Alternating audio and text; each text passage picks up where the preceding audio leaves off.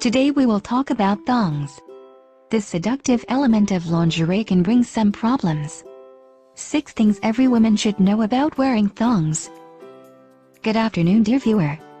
The most useful and interesting information just for you.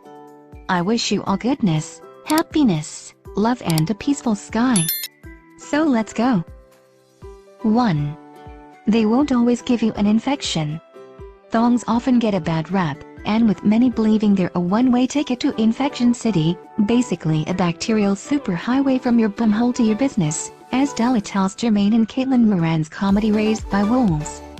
However, wearing a thong doesn't always guarantee an unhealthy gynecological situation. In fact, women that aren't predisposed to conditions like urinary tract or bacterial infections, 2 of the most common illnesses blamed on thongs, can wear them and stay perfectly healthy. It's only really if you're prone to these illnesses, or any of those listed in point 5, that you should to consider culling thongs from your underwear drawer permanently. 2. It's all about the material. Cotton is the best choice of fabric for any kind of underwear, but it's especially important to go for those breathable fibers when you're wearing a gram string. It's gentler on your skin, allows the evaporation of moisture that can otherwise encourage the growth of bacteria, and research has shown that switching to cotton can prevent irritation and itching too.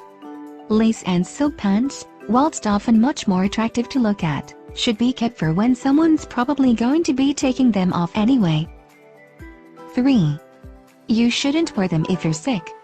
Whilst thongs aren't a guaranteed infection waiting to happen, your immune system is lowered when you're ill, so it's got less strength to fight off other bacteria. This means that the risk of infection from everyday items you're usually fine with, like your pants, shoots up when you're poorly, even if it's something simple like a cold. Play it safe and go for a full pant until you're feeling better. You've got enough to be dealing with without adding a UTI to the mix. 4. Or if you're going to the gym. Okay, so you might get a VPL in your workout leggings, but that's better than your rectal bacteria, yep, getting transferred to your vagina when you move around and sweat, leading to potential urinary tract infections.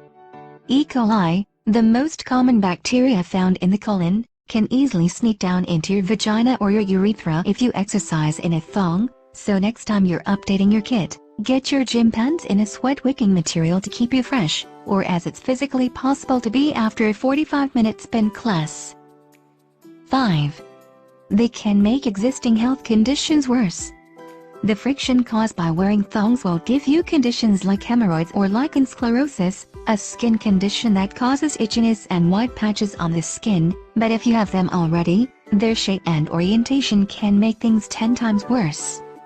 WebMD adds that wearing an ill-fitting thong or a thong that's too tight can also lead to clitoral irritation, and Dr. Shiva Kalfani previously told the Huffington Post that doctors notice more skin tags on patients who wear thongs frequently as well.